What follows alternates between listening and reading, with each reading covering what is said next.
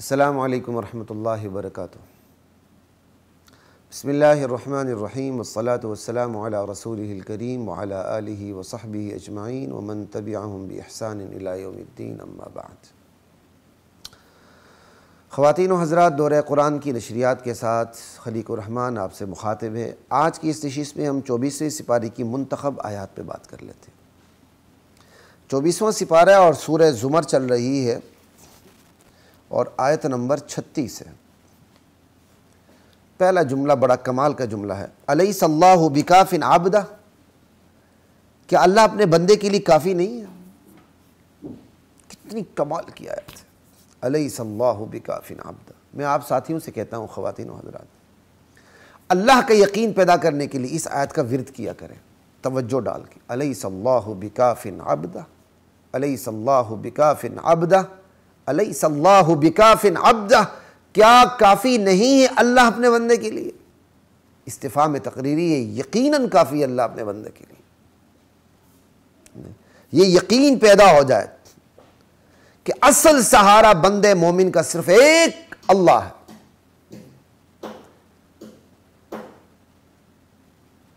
وہی حاجت روا، وہی مشکل کشا، وہی داتا۔ یہی اگر پیدا ہو جائے، یہی چیز اگر ہمارے اندر پیدا ہو جائے تو بس پھر سارے کام آسان ہیں۔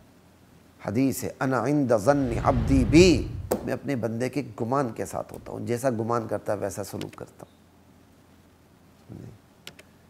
دعا کی پتہ نہیں اللہ قبول کرتا ہے نہیں، وہ کیسے بتائیں کس طرح قبول کریں جب یقین ہی نہیں ہے؟ یقین کے ساتھ اللہ کو پکاریں، وہی کارساز ہے، وہی وکیل ہے جس کے ہاتھ میں ہم نے سارے اپنے معاملات سپرد کر دیے ہیں۔ ہم اپنے معاملات خود اس طرح بہتر نہیں سمجھتے جس طرح اللہ سمجھتا ہے، وہ خود ہی کرے گا۔ اپنی ساری پریشانیاں اٹھا کے اللہ کو دے دیں، یا اللہ میں کچھ بھی نہیں کر سکتا، ان پریشانیوں کو حل کرنا، ختم کرنا تیرا کام ہے۔ ہم مشکل میں تب پڑتے ہیں خواتین و حضرات جب ہم اپنی مشکلیں خود ہی حل کرنے کی کوشش کرتے ہیں۔ ہاں، اسباب ہم اپنائیں گے، وہ اسباب اپنانے کا حکم ہے۔ اسباب اپنا کے بھی ہم مشکلیں ختم نہیں کر سکتے۔ مشکلیں کس نے ختم کرنی؟ اللہ نے۔ راحتیں کس نے دینی؟ اللہ نے۔ رونقیں کس نے دینی؟ اللہ نے۔ آسائشیں کس نے دینی؟ اللہ نے۔ تنہائی کس نے دور کرنی ہے؟ اللہ نے۔ اسباب اپنائیں، وہ حکم ہے، وہ توکل کا ایک حصہ ہے، لیکن اسباب اپنانے کے بعد بھروسہ اللہ پہ کریں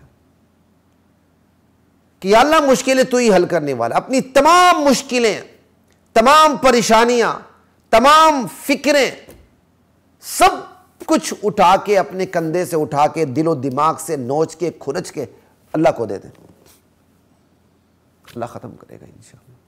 الیس اللہ بکاف عبدہ، کہ اللہ اپنے بندے کے لیے کافی نہیں ہے؟ یا اللہ واقعی تو ہمارے لیے کافی ہے۔ یا اللہ ہماری تمام پریشانیاں دور کر دے، یا اللہ ہمارے تمام ہم و غم ختم کر دے، یا اللہ ہماری تنہائیاں ختم کر دے، یا اللہ ہماری رونقیں ہمیں واپس دے دے، یا اللہ ہماری رونقیں بحال کر دے، یا اللہ ہمیں دین بھی دے دے، دنیا بھی دے دے۔ ربنا آتنا فی الدنیا حسنہ وفی الآخرۃ حسنہ وقنا عذاب النار۔ کیوں؟ الیس اللہ بکاف عبدہ، اللہ اپنے بندے کے لیے کافی، شافی، وافی ہے۔ لا الہ الا اللہ۔ سورہ زمر ہی ہے، آیت نمبر 53 ہے اور 54 ہے۔ قل یا عبادی الذین اسرفوا علی انفسہم لا تقنطوا من رحمت اللہ، میرے نبی بتا دیجئے، کہہ دیجئے کہ تمہارا پروردگار کہہ رہا ہے، اے میرے بندو، اپنی جانوں پر گناہوں سے ظلم کرنے والے بندو، الذین اسرفوا علی انفسہم، پھر بھی میری رحمت سے مایوس نہ ہونا۔ اپنے اوپر ظلم کرنے کے باوجود، خود ہی اپنے اوپر ظلم کرنے کے باوجود، میری رحمت کے دروازے پھر بھی تم پر بند نہیں ہیں۔ لا تقنطوا من رحمت اللہ، اللہ کی رحمت سے کبھی مایوس نہ ہونا۔ ان اللہ یغفر الذنوب جمیعا، اس اللہ کی شان یہی ہے، وہ تمام گناہوں کو معاف کر، سوخت کر کے رکھ دیتا ہے، جلا کے راکھ کر دیتا ہے، گناہ کے پہاڑ کو جلا کے ختم کر دیتا ہے اللہ تعالیٰ۔ انہ هو الغفور الرحیم، اس کی شان ہی بخشنا ہے، رحم کرنا ہے، ترس کھانا ہے۔ بس ایک ہی شرط ہے، وَأَنِيبُوا إِلَىٰ رَبِّكُمْ، پلٹ آؤ اپنے پروردگار کی طرف، وَأَسْلِمُوا لَهُ مِن قَبْلِ أَن يَأْتِيَكُمُ الْعَذَابُ، ثم لا تنصرون، اس کا حکم مان لو قبل اس کے کہ تم پر عذاب آ جائے، پھر تمہاری کوئی مدد نہ کی جا سکے، تمہاری کوئی مدد نہ ہو۔ پھر لا الہ الا اللہ۔ واتبعوا احسن ما انزل الیکم من ربکم، تمہارے رب کی طرف سے جو تم پر وحی نازل ہوئی ہے اس کی پیروی کرو، بس قبل اس کے کہ عذاب آ جائے اچانک، تمہیں خبر بھی نہ ہو۔ لا الہ الا اللہ۔ یہی ہے، جتنے مرضی گناہ ہوں، جتنا شدید سے شدید، بدترین سے بدترین گناہ بندے سے ہوا ہو، پھر بھی اس کی رحمت سے مایوس نہیں ہونا۔ وہ تو شرک کو معاف کر دیتا ہے، شرک سے بڑھ کر بدترین اور گناہ کیا ہوگا؟ اس سے بڑا کوئی گناہ نہیں ہے۔ زنا بھی اس سے چھوٹا، بدکاری بھی اس سے چھوٹی، لواطت بھی اس سے چھوٹی، شراب خوری بھی اس سے چھوٹی، سود خوری بھی کیا کہتے ہیں شرک سے چھوٹا جرم، شرک سب سے بڑا جرم۔ اللہ اس کو معاف کر دیتے ہیں جب بندہ توبہ کرنے پر آ جاتا ہے، توبہ گیر ہو جاتا ہے۔ بس جتنا بڑا مرضی گناہ ہوا ہو مایوس نہیں ہونا۔ اگر گناہ کرتے ہوئے شرم نہیں آتی تو اس گناہ پر معافی مانگتے ہوئے بھی ہمیں شرم نہیں آنی چاہیے۔ 100 بار توبہ شکستی بازا، 100 بار بھی گناہ کر کے توبہ کر کے توبہ توڑ دیے، پھر بھی کیا کہتے ہیں اللہ سے کیا کہتے ہیں نا امید ہونے کی ضرورت نہیں ہے۔ پھر واپس اللہ کی بارگاہ میں پہنچ کے 101ویں مرتبہ پھر دوبارہ اللہ سے معافی مانگ لیں، اللہ پھر معاف کر دے گا۔ اگر گناہ ہوتا چلا جاتا ہے تو پھر توبہ بھی ہوتی چلی جانی چاہیے، یہ بات یاد رکھیں۔ ایسا نہ ہو شیطان مجھے اور آپ کو اپنے مکر و فریب کے جال میں پھنسا لے کہ یار تو کتنی دفعہ توبہ کرے گا، کتنی دفعہ تو کیا کہتے ہیں اللہ سے معافی مانگے گا، تجھے شرم نہیں آتی۔ پھر ایک وقت ایسا آتا ہے بندہ اللہ کے وہ شیطان کے جال میں پھنس جاتا ہے، پھر وہ گناہ کر کے توبہ نہیں کرتا کہ یار مجھے شرم آتی ہے۔ ایسے بندے پر تف، خدا کے بندے گناہ کرتے ہوئے شرم نہیں آئی، گناہ پر معافی مانگتے ہوئے شرم آئی۔ یہ شیطان کا جال ہے کہ بندہ گناہ کرے اس پہ تو شرم نہ آئے لیکن معافی مانگنے پہ شرم آئے۔ 100 بار توبہ شکستی بازا، میں کہتا ہوں 1000 بار توبہ شکستی بازا، ایک نہیں 1,00,000 مرتبہ بندے نے توبہ کر کے توڑی ہو، پھر بھی رب سے کی رحمت سے مایوس نہیں ہونا۔ گناہ ہوتا ہے توبہ کرو، گناہ ہوتا ہے توبہ کرو۔ ہاں توبہ کی نیت سے گناہ نہ کرو، گناہ کر لوں گا توبہ کروں گا، گناہ کروں گا توبہ کروں گا۔ توبہ کی نیت سے بندہ گناہ کرے گا تو توبہ کی توفیق ہی نہیں ملتی ہے۔ گناہ کرے توبہ ہو جائے، گناہ کرے توبہ کرے، گناہ کرے توبہ کرے، انشاءاللہ ایک وقت آئے گا پھر گناہ نہیں کرے گا، پھر توبہ ہی توبہ کرے گا۔ میری توبہ یہ کر کے توبہ نہیں ہوتی، توبہ میری توبہ یہ توبہ نہیں ہوتی۔ ارے توبہ کے لیے تو رازداری چاہیے، ارے توبہ کے لیے تو کیا کہتے ہیں ہم نشینی چاہیے، توبہ کے لیے تو سرگوشی چاہیے۔ میری توبہ آپ نے دیکھا نہیں، توبہ میری توبہ، یہ توبہ ہوتی ہے؟ یہ توبہ کا مذاق ہے۔ آپ کسی آفیسر کے سامنے جاتے ہیں تو اس سے جب آپ سوری کرتے ہیں، ایکسکیوز کرتے ہیں، اس طرح کرتے ہیں، میری توبہ سر میری توبہ، اس طرح کرتے ہیں۔ آپ کی باڈی لینگویج بتا دیتی ہے آپ توبہ کس طرح کر رہے ہیں۔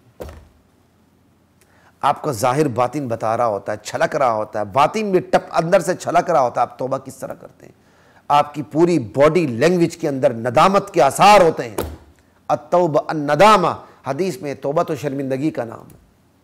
آپ کا چہرہ، آپ کی باڈی لینگویج، آپ کا جسم، آپ کی کیا کہتے ہیں پھر جو ہم کلامی، آپ کی جو کیا کہتے ہیں سرگوشی اللہ کے ساتھ، آپ کا لہجہ، آپ کی بات کا اسلوب، یہ ساری چیزیں بتا دیتی ہیں کہ ہاں واقعی آپ توبہ کر رہے ہیں، واقعی آپ توبہ کر رہے ہیں۔ آپ کی آواز پست ہو جاتی ہے، اس میں سرگوشی آ جاتی ہے، اس میں شرمندگی آ جاتی ہے، اس میں ندامت آ جاتی ہے، وہ اندر کی ندامت جسم پر بھی طاری ہو جاتی ہے۔ پھر بندہ کہتا ہے یا اللہ مجھے معاف کر دے۔ یہاں تک حدیث میں ہے رونا نہ ہے تو رونے کی شکل بناؤ۔ فَإِن لَّمْ تَبْكُوا فَتَبَاكَوْا، ارے تم رو نہ سکو تو رونے کی شکل بنا لو۔ سمجھ آئی بات کی؟ لا الہ الا اللہ۔ اور یہاں توبہ میری توبہ یہ مذاق ہے، اس سے بچیں۔ توبہ جو ہے وہ توبہ کریں، انشاءاللہ پھر راستے کھل جاتے ہیں۔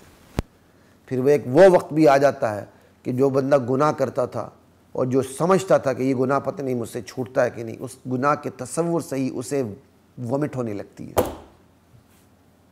نہیں بات کی۔ اللہ توفیق عطا فرمائے ہم سب کو اپنے گناہوں سے باز آنے کی۔ سورہ زمر کی آیت نمبر 53-54 پہ بلکہ میں نے 55 تک بھی بات کر لی اس پہ۔ اچھا آگے سورہ زمر کی آیت نمبر 65، اللہ تعالیٰ کہتے ہیں وَلَقَدْ أُوحِيَ إِلَيْكَ وَإِلَى الَّذِينَ مِن قَبْلِكَ لَئِنْ أَشْرَكْتَ لَيَحْبَطَنَّ عَمَلُكَ وَلَتَكُونَنَّ مِنَ الْخَاسِرِينَ۔ میرے نبی ہم نے آپ کی طرف وحی کی، اور آپ سے پہلے جو انبیاء گزرے ان کی طرف بھی ہم نے یہی وحی کی تھی کہ تم بھی اگر شرک کرو گے تو تمہارے تمام اعمال برباد کر دوں گا، اور تم لوگ خسارہ اٹھانے والوں میں سے ہو جاؤ گے، تم خسارہ اٹھانے والوں میں سے ہو جاؤ گے۔ یعنی اللہ تعالیٰ نے ہر نبی کو یہ وحی کی لئن اشرکت لیحبطن عملک ولتکونن من الخاسرین، اگر تم بھی میرے نبی شرک کرو گے نا تو تمہارے اعمال کو بھی برباد کر کے رکھ دوں گا۔ نبیوں نے شرک نہیں کرنا ہوتا، نبی تو فطرتاً معصوم ہوتا ہے، اوپر سے اس کی نگہبانی اور نگرانی ہو رہی ہوتی ہے، لیکن یہ اسلوب لا کے بتا دیا کہ شرک اتنا ناقابل معافی جرم ہے کہ بالفرض و تقدیر، فرض محال نہیں ہوتا نا، بالفرض و تقدیر نبی سے بھی شرک اگر سرزد ہوتا تو نبی کو بھی معافی نہ ملتی۔ اتنا بڑا جرم ہے جس کے بارے میں سب سے زیادہ حساس ہونا چاہیے، اس کے بارے میں ہم سب سے زیادہ بحث ہیں۔ یہ تو اخفی من دبیب النمل ہے، چونٹی کی چال سے بھی ہلکی چال مار کے بندے کو قابو کر لیتا ہے یہ شرک، اور اس پر ہمارے عوام علماء بھی نہیں بولتے۔ علماء بھی فضائل پہ بولتے ہیں، زیادہ مسائل پہ بولیں گے، موسمی مسائل پہ بولیں گے، رمضان میں روزے پہ، زکوٰۃ پہ، اعتکاف پہ، ربیع الاول میں سیرت پہ، ادھر ادھر بس اپنا گزارا کر لیں گے۔ جو اصل موضوعات ہیں اس پہ آتے ہی نہیں۔ اصل موضوع تو ہے ہی یہ توحید کے اثبات، شرک کی نفی، سنت کے اثبات، بدعت کی نفی، ایمان تو اس کا نام ہے۔ اللہ ہمیں نصیب کرے۔ چلتے ہیں جی سورہ مومن کی طرف۔ سورہ مومن میں آیت نمبر 28 سے 45 تک کو آپ دیکھ لیجئے، مختصر ترین خلاصہ اس کے سامنے رکھ دیتا ہوں آپ کے سامنے۔ موسیٰ علیہ السلام کو جب شہید کرنے کی، قتل کرنے کی پلاننگ کی فرعون نے، تو فرعون کے خاندان کے ایک شخص جو اہم ترین منصب پر فائز تھا فرعون کے دربار میں، سلطنت میں، اور وہ مسلمان ہو چکا تھا، اس نے اپنا ایمان چھپا کے رکھا ہوا تھا مصلحت کے تحت۔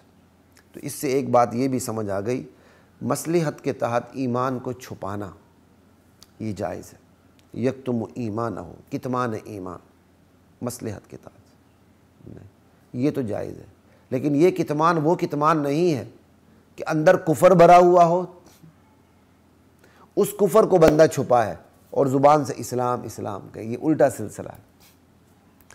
آج بہت سے فرقے، آج بہت سے لوگ اس لیے بچ جاتے ہیں کفر کے ٹھپے سے، اندر کفر رکھتے ہیں اور اس کفر کو چھپا کے رکھتے ہیں، کتمان، باہر اسلام کا نام لیتے ہیں۔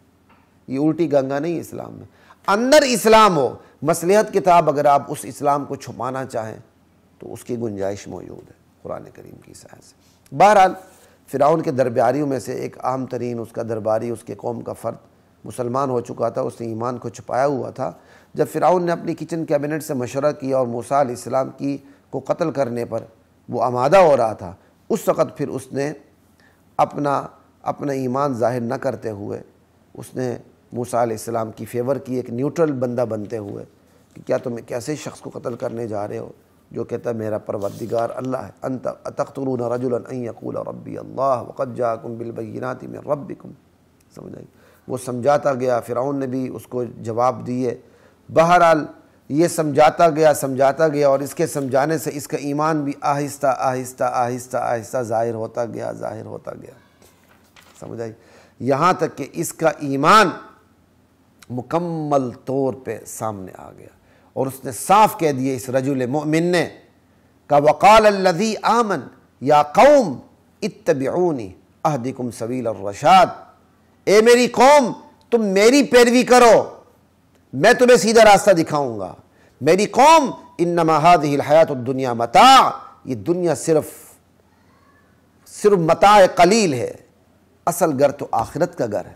بس میری قوم آخر کیا ہوا ہے کہ میں تمہیں نجات کی طرف بلا رہا ہوں، تم مجھے دوزخ کی طرف بلا رہے ہو، تم مجھے اس بات کی دعوت دیتے ہو کہ میں کفر کروں، میں شرک کروں، اور میں تمہیں عزیز غفار ذات کی طرف بلا رہا ہوں۔ لا الہ الا اللہ۔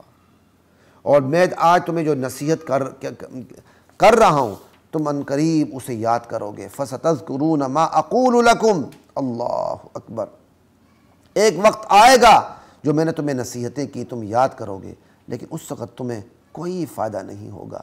جہاں تک میرا معاملہ کھل چکا ہے، میرے ایمان کا معاملہ کہ میں مومن ہو چکا ہوں، تو یاد میں اپنا معاملہ اللہ کے سپرد کرتا ہوں۔ تمہاری دھمکیوں سے، تمہاری منصوبہ بندیوں سے، تمہاری ناپاک پلاننگ سے وہی مجھے بچانے والا ہے۔ وہ دیکھ رہا ہے اپنے تمام بندوں کو۔ پھر ہوا کیا کہ فوقاہ اللہ سیئات ما مکروا، کیونکہ وہ بیچارہ اکیلا تھا، اس کے خلاف پوری ریاست متحد ہو گئی کہ ہم میں ایک غدار نکل آیا، اس کا علاج کرو۔ بس اللہ تعالیٰ نے پھر اس بندے کو بچا لیا۔ وہ بچا کس طرح کہ وہ وقت آ چکا تھا فرعون کے غرق ہونے کا، موسیٰ علیہ السلام کی نجات کا۔ ادھر اس کے خلاف منصوبہ بندی ہو رہی تھی، ادھر اللہ تعالیٰ نے موسیٰ علیہ السلام کو حکم دے دیا بنی اسرائیل کو لے کر آپ نکل پڑے۔ موسیٰ علیہ السلام بنی اسرائیل کو لے کے نکل گئے تو فرعون کی توجہ ادھر مبذول ہو گئی۔ وہ موسیٰ علیہ السلام کے پیچھے بحیرہ قلزم کی طرف اس نے دوڑ لگا دی، یہ بندہ بچ گیا۔ یہ بندہ اس طرح بچا، ادھر موسیٰ علیہ السلام سمندر شق ہو گیا، موسیٰ علیہ السلام نکل گئے، موسیٰ علیہ السلام ان پہ ایمان لانے والے یوں بچ گئے۔ اللہ تعالیٰ نے دونوں کو بچا لیا، فرعون کو، اس کی سلطنت، اس کی کیا کہتے ہیں درباریوں سمیت اللہ تعالیٰ نے غرق کر دیا۔ یہ آیت بھی بتاتی ہے انبیاء کی حمایت پہ جو لوگ کمر بستہ ہو جاتے ہیں، انبیاء والا کام کرتے ہیں، اللہ ان کی حمایت ضرور فرماتا ہے۔ اللہ نبی والا کام ہمیں کرنے کی توفیق عطا فرمائے، اور نبیوں والا کام جو علماء کر رہے ہیں ان کی حمایت کرنے کی مجھے اور آپ کو اللہ توفیق عطا فرمائے۔ نبیوں والا کام جو علماء کر رہے ہیں ان کی حمایت کر کے آپ علماء پر احسان نہ دھریں، یہ اللہ کا احسان ہے آپ لوگوں کے اوپر کہ نبیوں والے کام کرنے والے علماء کے ساتھ آپ کو اللہ نے جوڑ دیا ہے، جس سے آپ کی دنیا بھی بنے اور آخرت بھی بنے، دین دنیا دونوں بنے۔ اللہ کا شکر ادا کریں۔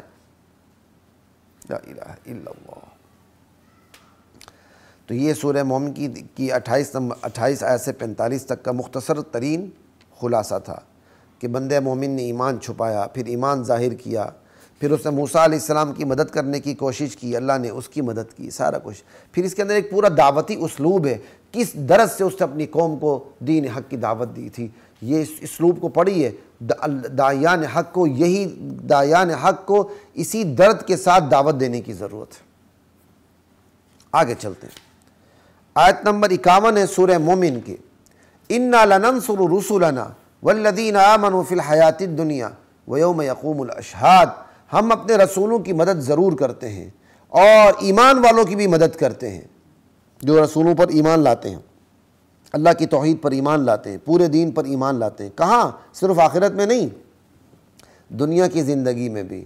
وَيَوْمَ يَقُومُ الْأَشْهَادُ، اور اس دن بھی جس دن سارے کھڑے ہوں گے گواہ، قیامت کے دن بھی۔ یعنی اللہ تعالیٰ اپنے رسولوں کی اور ایمان والوں کی مدد دنیا میں بھی کرتے ہیں اور آخرت میں بھی کرتے ہیں۔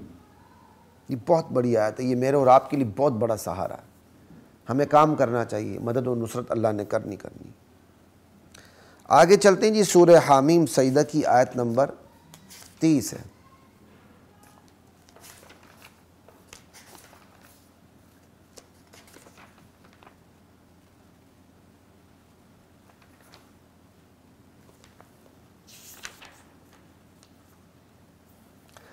ان الذين قالوا ربنا اللہ ثم استقاموا تتنزل علیہم الملائکہ، جو لوگ اعلان کر دیتے ہیں، کہہ دیتے ہیں، عقیدہ رکھتے ہیں کہ ہمارا پروردگار صرف ایک اللہ ہے، پھر اس پر استقامت کا مظاہرہ کرتے ہیں، ان پر فرشتے اترتے ہیں کہ تم خوف نہ کرو، غم نہ کرو۔ جو فرشتے ان کے دل میں یہ بات ڈالتے رہتے ہیں تمہیں کوئی خوف غم نہیں ہونا چاہیے، جنت کی بشارت دیتے ہیں۔ اب یہ بھائی فرشتے کہاں اترتے ہیں، ہمیں نظر کیوں نہیں آتے؟ بھائی نظر آ بھی سکتے ہیں، کوئی بڑی بات نہیں، سمجھے؟ نظر نہ بھی آئے تو کوئی فرق نہیں پڑتا۔ یہی فرشتے آپ نیکی کا کام کریں گے اور قربانی دینے کے لیے تیار ہوں گے تو فرشتے آ کے دل میں حوصلہ دیتے ہیں۔ فرشتوں کی باتیں کانوں سے نہیں ٹکراتی، فرشتوں کی باتیں دل میں شرح صدر کی صورت میں اترتی ہیں۔ زندگی میں بھی اللہ کے فرشتے نیک بندوں کے ساتھ لگے رہتے ہیں، ان کو دین پر جمانے کی کوشش کرتے رہتے ہیں، ان کے دل میں اچھے خیالات ڈالتے رہتے ہیں، مقابلے میں شیطان برے خیالات ڈالتا رہتا ہے۔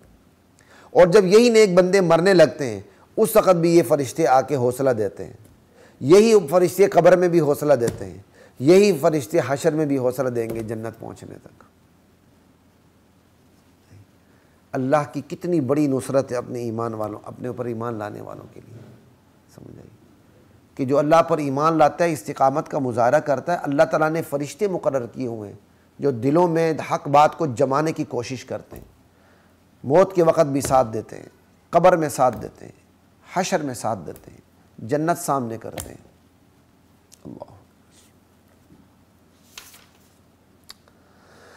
آیت نمبر 33 سے سورہ حامیم سجدہ کی، وَمَنْ أَحْسَنُ قَوْلًا مِّمَّنْ دَعَا إِلَى اللَّهِ وَعَمِلَ صَالِحًا وَقَالَ إِنَّنِي مِنَ الْمُسْلِمِينَ۔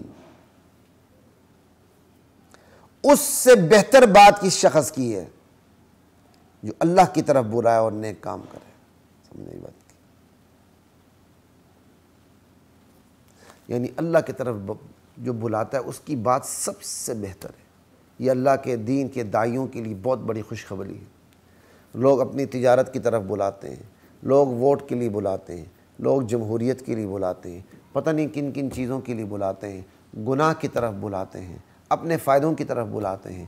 ایک بندہ ہے جو لوگوں کو اللہ کے دین کی طرف بلاتا ہے، اور یہ بول تمام بولوں سے اوپر ہے۔ اللہ تعالیٰ یہ بول بولنے کی اور دین کا علم پوری دنیا میں بلند کرنے کی اور اللہ کے دین کی بات پوری دنیا میں پہنچانے کی مجھے اور آپ کو توفیق عطا فرمائے۔ 24ویں سپارے کی منتخب آیات کی تفسیر اپنے اختتام کو پہنچتی ہے۔ انشاءاللہ اللہ تعالیٰ نے زندگی دی 25ویں سپارے کی منتخب آیات کی تفسیر کے ساتھ آپ کی خدمت میں پھر حاضری ہوگی۔ تب تک کے لیے خلیق الرحمن کو اجازت دیجیے۔ السلام علیکم ورحمۃ اللہ وبرکاتہ۔